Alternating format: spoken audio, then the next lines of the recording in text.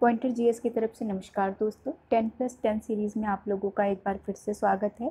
हम लोग 10 जीएस के और 10 करंट के प्रश्न करेंगे।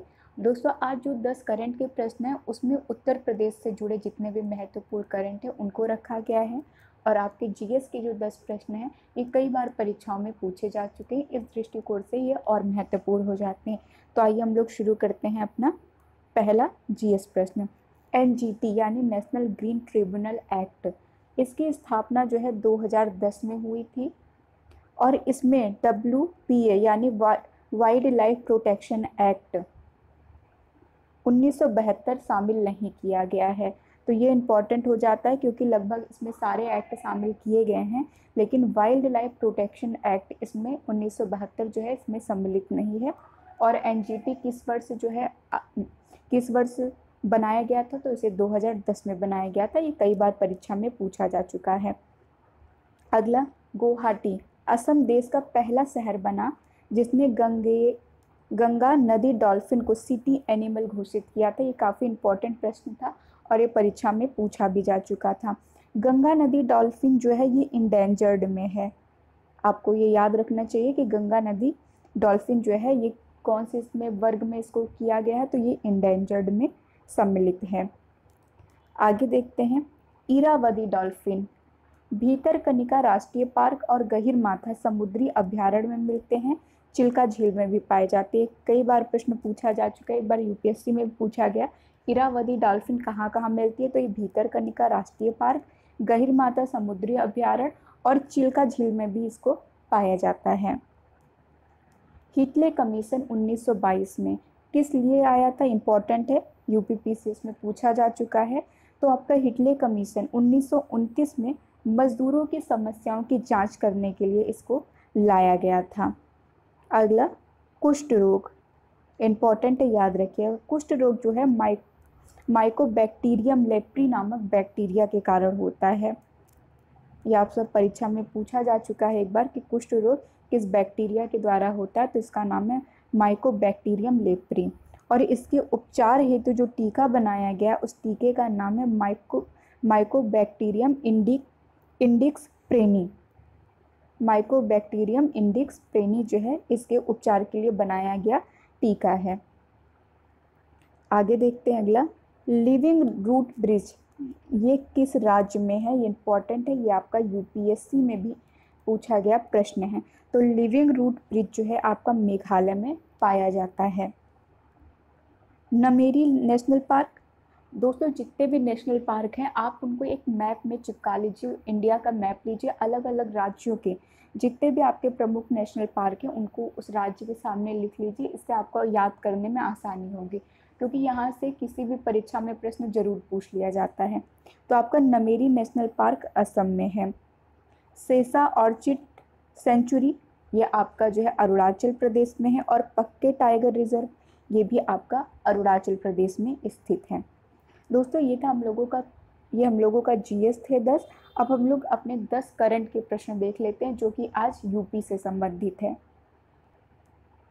पहला करंट आपका, 21 जनवरी 2020 को उत्तर प्रदेश सरकार द्वारा फिल्म को कर मुक्त घोषित किया गया। किस फिल्म को कर मुक्त घोषित किया गया, तो इसका नाम है फिल्म हल्का। हल्का को जो है कर मुक्त घोषित कर दिया गया था। उत्तर प्रदेश में कर मुक्त फिल्म हल्का आधारित है, तो ये स्वच्छता और शौचालय पे आधारित थी, जिस कारण से उत्तर प्रदेश सरकार ने इस फिल्म को कर मुक्त घोषित कर दिया गया था। प्रधानमंत्री जन आरोग्य योजना यानी आयुष्मान भारत के अंतर्गत राज्य में लाभान्वित परिवारों की संख्या कितनी, यानी कि उत्तर प्रदेश राज्य में लाभान्वित परिवारों की संख्या है कितनी है, तो 1,18,00,000 है। ये 5 से 9 फरवरी 2020 के मध्य डिफेंस एक्सपो 2020 का आयोजन किया जाएगा। कहाँ पे, ये लखनऊ में किया गया था। और इसका डिफेंस एक्सपो इंडिया 2020 की थीम क्या थी, मोस्ट इम्पॉर्टेंट है आपका ये परीक्षा के दृष्टिकोण से, क्योंकि थीम बहुत बार पूछा जा चुका है। तो इसकी जो थीम थी, भारत उभरता हुआ रक्षा विनिर्माण केंद्र। दोस्तों आप लोग जो है थीम जरूर याद करिएगा। जनवरी 2020 में उत्तर प्रदेश सरकार द्वारा कर मुक्त घोषित हिंदी फीचर फिल्म कौन सी थी, तो ये थी तानाजी द अनसंग वॉरियर। समन योजना 2020 का उद्देश्य क्या है? तो समन योजना 2020 का उद्देश्य अनाधिकृत निर्माण की प्रवृत्ति को रोकना।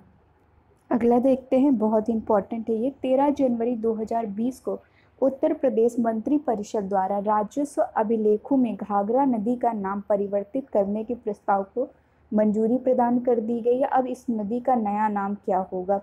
तो घाघरा नदी का भी अब नाम क्या कर दिया जाएगा? सरयू नदी। याद रखिएगा दोस्तों ये। जनपद गोंडा के पस्का संकुर क्षेत्र में स्थित ग्राम चंदापुर किटौली से रेवालगंज बिहार तक घाघरा नदी को जाना जाएगा। तो घाघरा नदी को अब जो है गोंडा से लेके अब बिहार के रेवलगंज तक सरयू नदी के नाम से ही जाना जाएगा।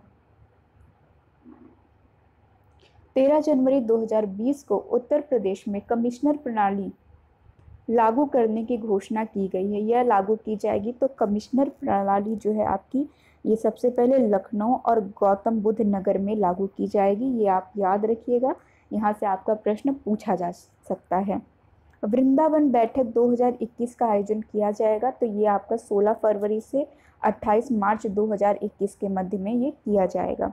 गोरखपुर महोत्सव 2020 का आयोजन किया गया। तो ये 11 से 14 जनवरी 2020 के मध्य किया गया था। 11 जनवरी 2020 को मुख्यमंत्री योगी आदित्यनाथ द्वारा हुनर हाट का आयोजन किया गया। ये आपका इम्पोर्टेंट है, पूछ सकता है कि हुनर हाट का आयोजन उत्तर प्रदेश के किस जगह पे हुआ था? तो ये अवध शिल्पग्राम लखनऊ में इसका आयोजन किया गया था। अब सबसे आखिरी देख लेते हैं। 30 दिसंबर 2019 को उत्तर प्रदेश राज्य सड़क परिवहन निगम द्वारा महिलाओं की सुरक्षा हेतु शुरू की गई हेल्पलाइन सेवा क्या है? तो इसका नाम दामिनी रखा गया है। यहाँ पे सीधे सीधे ऐसे भी प्रश्न पूछ सकता है और ये भी पूछ सकता है कि दामिनी जो है, जो कि एक सुरक्षा हेल्पलाइन है महिलाओं के लिए, ये किसके द्वारा शुरू किया गया? तो ये उत्तर प्रदेश राज्य सड़क परिवहन निगम के द्वारा इसको शुरू किया गया है। दोस्तों ये था आज का हम लोगों का 10+10 सीरीज। दोस्तों वीडियो अच्छा लगा हो तो लाइक और सब्सक्राइब जरूर कीजिएगा दोस्तों। धन्यवाद।